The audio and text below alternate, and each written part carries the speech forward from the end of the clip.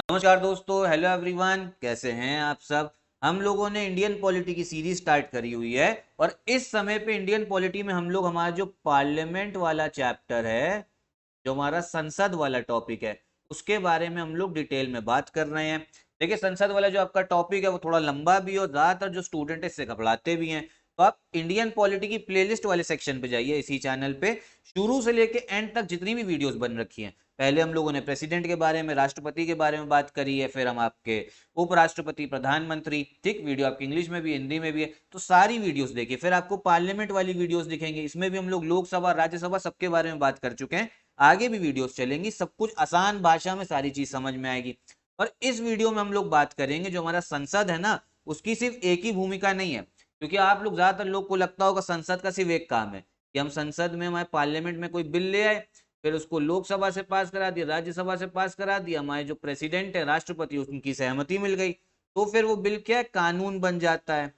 ये बात सही है आपकी, ये बिल्कुल शक्ति है। लेकिन इसके अलावा भी बहुत सारी अलग अलग शक्तियां हैं, हमारे संसद की अलग अलग भूमिकाएं हैं जो काफी इंपॉर्टेंट है आपके एग्जाम के लिए। तो इस वीडियो में हम लोग इसी टॉपिक के बारे में बात करेंगे। साथ ही साथ ये वाला जो टॉपिक है, इस वीडियो वाला, ये आपके यूपी पीसीएस प्री एग्जाम के लिए तो बहुत इंपॉर्टेंट है, आरओ आरओ के लिए भी है।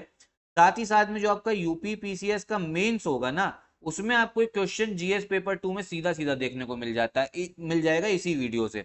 इस वीडियो को अच्छे से देखिएगा। साथ ही साथ में ऐसे टॉपिक पे भी आपको इसी टॉपिक से, इसी वीडियो से आपको क्वेश्चन देखने को मिल सकता है। ठीक, तो चलिए हम लोग इस वीडियो को स्टार्ट करते हैं।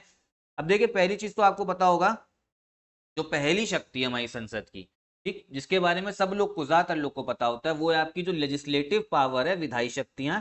क्या होता है, अगर कोई नया कानून बनाना है इस देश में, तो बिल लाया जाएगा। बिल भैया फिर आपका लोकसभा से पास होगा, राज्यसभा से पास होगा, फिर जब प्रेसिडेंट सहमति दे देंगे तो फिर वो बिल क्या होता है आपका, भैया कानून बन जाता है। ठीक, तो ये तो मेन शक्ति है आपके संसद की।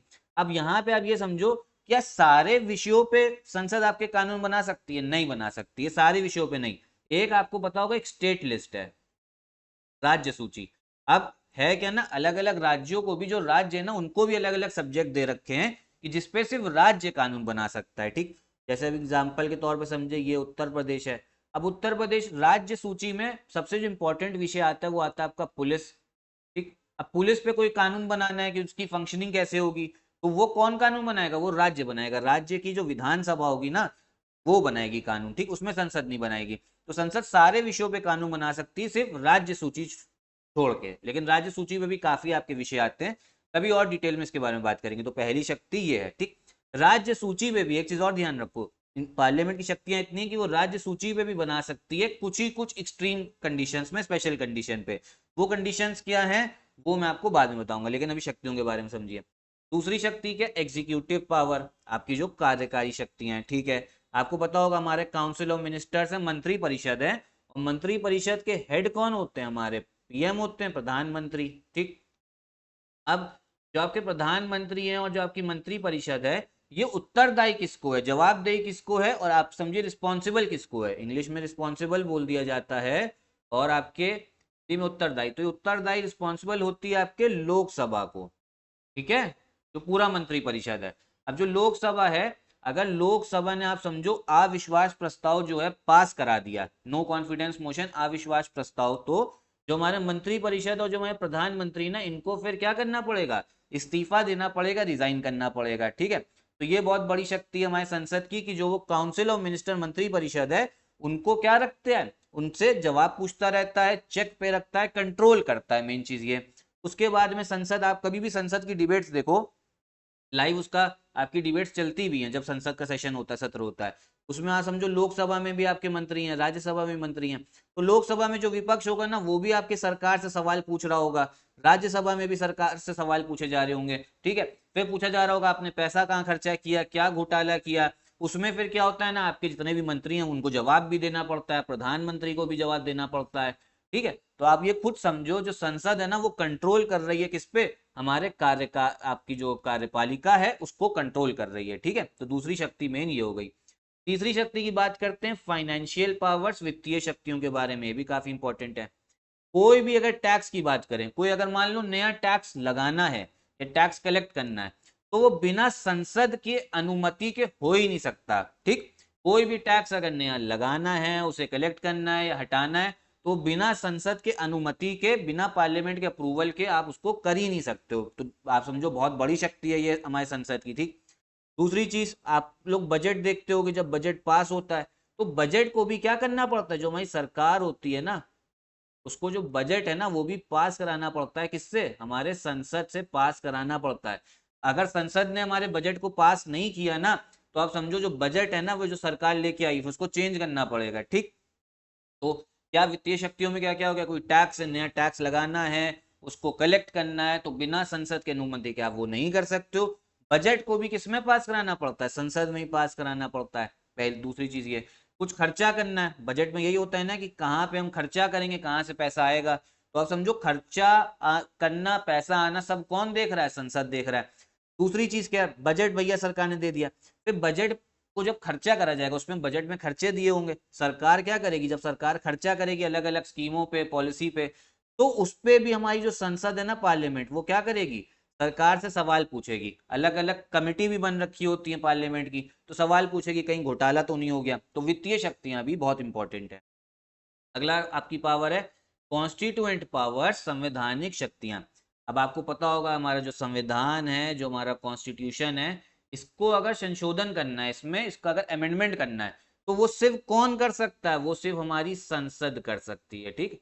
कौन कर सकती? संसद, हमारा पार्लियामेंट कर सकता है।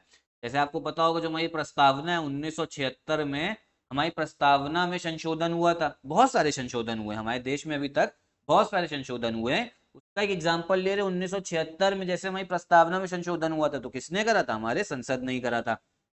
तो कुछ भी अगर संशोधन करना है तो वो कौन करेगा? पार्लियामेंट ही करेगी। तो ये बहुत इंपॉर्टेंट शक्ति है। किसी भी आप समझो संविधान में मान लो कोई एक प्रावधान है, उसको अगर हटाना है, कोई नया प्रावधान लाना है, किसी प्रावधान में आप समझो सुधार करना है, तो ये सारे काम आपके सुधार भी करना होगा, कौन करेगा? आपकी संसद करेगी, ठीक। तो संवैधानिक शक्तियां भी हैं। अगली शक्ति की बात करते हैं, वो है आपकी जुडिशियल पावर्स, न्यायिक शक्तियां। अब जुडिशियल न्यायिक शक्तियां का मतलब होता है कुछ गलत उसको सही करना।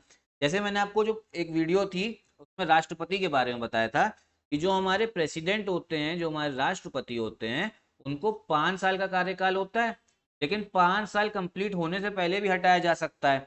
उस तरीके को क्या बोला जाता है? महाभियोग। तो उसका ग्राउंड क्या था? उसका ग्राउंड था कि संविधान का उल्लंघन कराओ, वायलेट कराओ कॉन्स्टिट्यूशन को हमारे प्रेसिडेंट ने।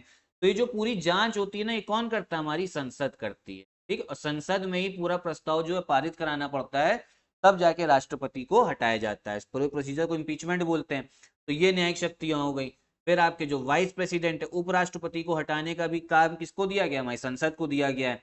फिर आप समझो अगर मान लो सुप्रीम कोर्ट के कोई जज हैं या हाई कोर्ट के जज हैं, इनको भी अगर हटाना होगा ना, तो कहाँ पे हटाया जाएगा? वो आपके संसद ही इसको रिकमेंड करेगी। तो ये हो गई न्यायिक शक्तियां।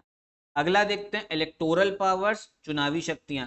संसद में आपस में भी चुनाव होता है, जैसे जो आपके प्रेसिडेंट हो गए, ठीक, इनके चुनाव में कौन कौन हिस्सा लेता है? जो आपके लोकसभा राज्यसभा के जो निर्वाचित सदस्य होंगे ना, निर्वाचित एमपी, एमपी मतलब आपका मेंबर ऑफ पार्लियामेंट, ठीक, ये हिस्सा लेते हैं। फिर आपके राज्यों की जो विधानसभा, उसके भी सदस्य हिस्सा लेते हैं, निर्वाचित एमएलए बोला जाता है, ठीक। तो आप समझो संसद के जो जितने भी सदस्य वो आपस में ही क्या कर रहे हैं? चुनाव कर रहे हैं, ठीक है, आपस में ही वोटिंग कर रहे हैं। तो ये पावर है। उपराष्ट्रपति के चुनाव में भी यही होता है, उसमें तो सिर्फ संसद वोट करती है, तो आपस में वोट कर रहे हैं सांसद जो है जितने। फिर समझो जब लोकसभा चुन के आती है तो उसका जो स्पीकर है, अध्यक्ष, इसके बारे में पिछली वीडियो में बात करी थी, जो डेप्यूटी स्पीकर है उसका भी तो चुनाव करना होता है। तो वो कौन करता है? लोकसभा के सदस्य आपस में ही करते हैं। फिर आपकी राज्यसभा हो गई, राज्यसभा में आपके सभापति, चेयरमैन, चेयरमैन का तो चुनाव क्या होता है? वो नहीं करती है पार्लियामेंट, वो तो, अच्छा, चेयरमैन कौन होते हैं? वो भी आपका पार्लियामेंट ही करती है। ये कौन होते हैं? आपके वाइस प्रेसिडेंट होते हैं। तो इनके बारे में तो मैंने बता ही दिया, ठीक। फिर आपका जो चेयरमैन, फिर जो आपका डेप्यूटी चेयरमैन होंगे, उपसभापति राज्यसभा का, उनका चुनाव भी कौन करेगा? संसद करेगा, ठीक है। तो ये सारी शक्तियां, संसद में भी कौन करेगा? राज्यसभा। जो आपका उपराष्ट्रपति ना, इनके चुनाव में तो दोनों हिस्सा लेते हैं, लोकसभा भी, राज्यसभा। इसलिए वीडियोस देख लीजिए, सब कुछ क्लियर होता जाएगा। फिर कुछ अन्य शक्तियां भी हैं, अदर पावर्स भी हैं। जैसे आपकी क्या है, आपको पता होगा हमारे देश में 6 राज्यों में क्या है? विधान परिषद है। 6 राज्यों में कौन सी दे रखी है? विधान परिषद दे रखी है। इंग्लिश में इसे क्या बोला जाता है? बोला जाता है लेजिस्लेटिव काउंसिल। कौन कौन से 6 राज्य हैं? यहाँ पे आपको यूपी दिखेगा, फिर बिहार दिखेगा, ठीक है, फिर महाराष्ट्र दिखेगा, फिर आपको तेलंगाना, आंध्र प्रदेश, ठीक, कर्नाटका। सिर्फ एक उसमें रफ ड्राइंग है ये, ठीक है। तो 6 राज्यों में विधान परिषद है।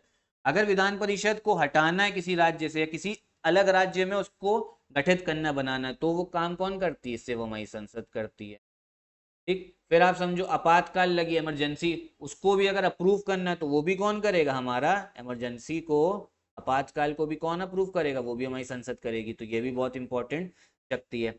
फिर किसी राज्य में से किसी अलग राज्य को निकालना है, जैसे उत्तर प्रदेश में से उत्तराखंड जो है अलग हुआ था, पहले जो उत्तराखंड था ना वो उत्तर प्रदेश का हिस्सा था, तो ये किसने करा? संसद ने करा।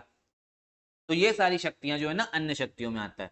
तो हमने देखा जो हमारा संसद है उसकी बहुत सारी शक्तियां हैं, सबकी हमने बारे में बात कर ली। टॉपिक बहुत इंपॉर्टेंट था। साथ ही साथ में यहीं पे मैं वीडियो भी खत्म करता हूँ। एक चीज और बता दूं, अगर आप एक ही जगह पे ऑर्गेनाइज तरीके से रूटीन में बंद के तैयारी करना चाहते हो तो हमारा पेड ग्रुप ज्वाइन कर दीजिए।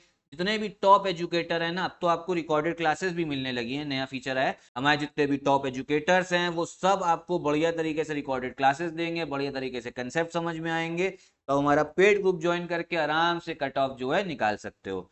यहीं पे मैं वीडियो भी खत्म करता हूँ। नमस्कार।